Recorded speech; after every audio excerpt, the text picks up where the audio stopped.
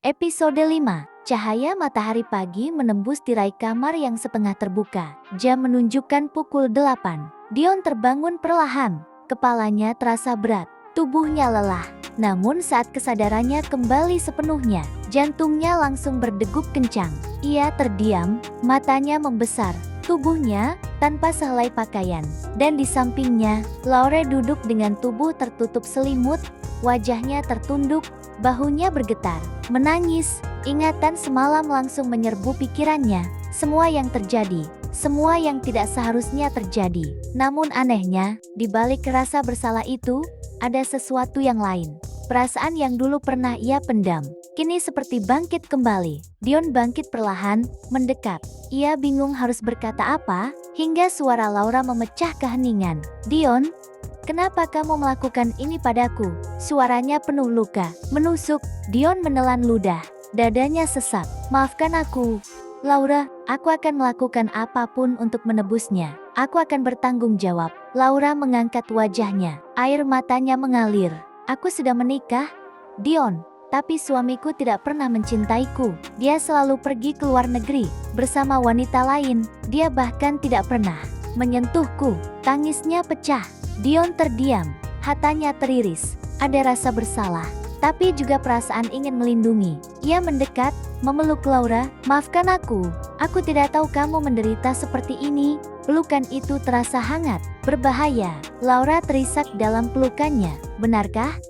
Kamu akan melakukan apapun untukku?" Dion mengangguk tanpa ragu. "Iya, apapun. Kalau begitu, setiap aku membutuhkanmu, kamu akan datang." Dion tersenyum tipis. "Tentu, kapanpun itu." Laura memeluknya lebih erat. Namun kemudian, ia sedikit menjauh. "Tapi, aku dengar kamu juga sudah menikah." Dion terdiam sejenak, lalu berkata pelan, "Iya, aku memang sudah menikah, tapi sebenarnya aku tidak pernah benar-benar mencintainya." Kalimat itu keluar begitu saja, seolah nalina, "Bukan siapa-siapa, sejak dulu, tidak ada wanita lain yang aku cintai selain kamu. Tapi aku tidak berani, kamu terlalu jauh untuk kujangkau." Laura tersenyum tipis. Ada kepuasan di matanya. "Baiklah, nanti aku akan menghubungimu lagi." Dion mengangguk. Hatinya terasa ringan, bahagia, seolah ia baru saja mendapatkan sesuatu yang selama ini hilang. Padahal, ia baru saja mengkhianati seseorang yang telah memilihnya di atas segalanya. Beberapa saat kemudian, mereka berpisah. Dion pulang, langkahnya ringan. Pikirannya dipenuhi bayangan Laura. Ia bahkan berjanji dalam hati, ia akan mencari pekerjaan. Ia harus sukses, harus setara dengan Laura, karena wanita itu pantas untuk diperjuangkan. Di sisi lain, Nalina berdiri di dapur.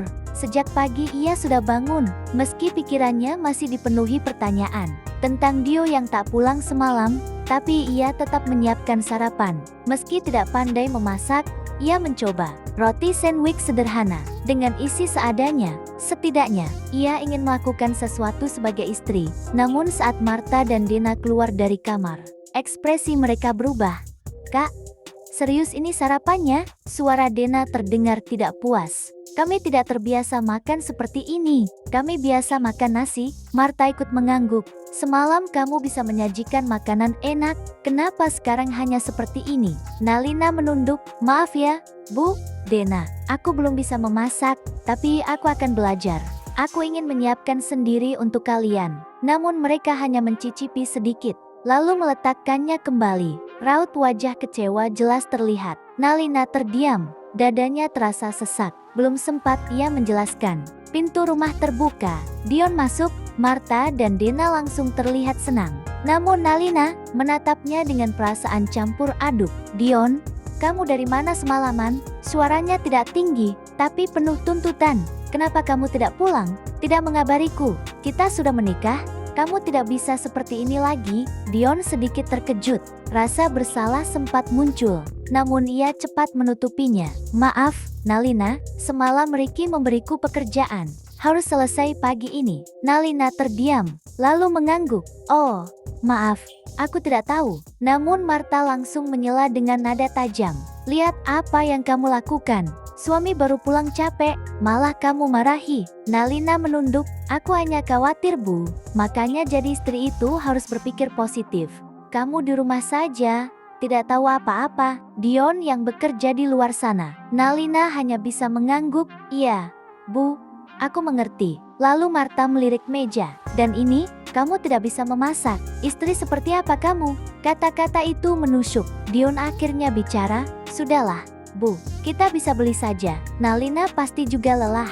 Marta mendengus. Ya sudah, Nalina, sana beli sarapan. Nalina mengangguk, tanpa membalas. Ia mengambil tasnya, dan keluar rumah. Langkahnya terasa berat. Di dalam komplek, ia membeli beberapa bungkus makanan untuk mereka. Sementara dirinya sudah tidak berselera makan. Di Amerika, Devano berdiri di balkon apartemennya. Tatapannya kosong, pikirannya masih dipenuhi satu nama, Nalina. Ia masih mengkhawatirkannya. Ia meraih ponselnya, menghubungi seseorang. Pak Bimo, bagaimana keadaannya? Suara di seberang terdengar tenang. Tenang saja Tuan muda, Nona Nalina baik-baik saja, Tuan. Dia tinggal bersama keluarga pria itu. Sepertinya, mereka baik-baik saja. Devano terdiam. Baik-baik saja, dua kata itu terasa menyesakkan. Terus pantau dia, laporkan apapun padaku. Baik, Tuan. Tuan jangan khawatir terus, Nona sudah ada yang menjaga sekarang. Panggilan terputus. Devano menutup matanya. Jika itu pilihanmu, Lina, aku hanya bisa memastikan kamu tidak terluka. Namun ia tidak tahu, di saat yang sama, luka itu baru saja dimulai. Di rumah, Nalina kembali dengan makanan di tangannya. Ia menarik napas, mencoba tersenyum, namun langkahnya terhenti. Dari dalam rumah, terdengar suara ponsel Dion berdering, dan tanpa sengaja, Nalina berada tidak jauh dari ponsel itu. Ia mendekat, jantungnya berdegup kencang. Perasaan aneh mulai muncul, perasaan yang belum ia mengerti, tapi cukup untuk membuat hatinya tidak tenang. Bersambung.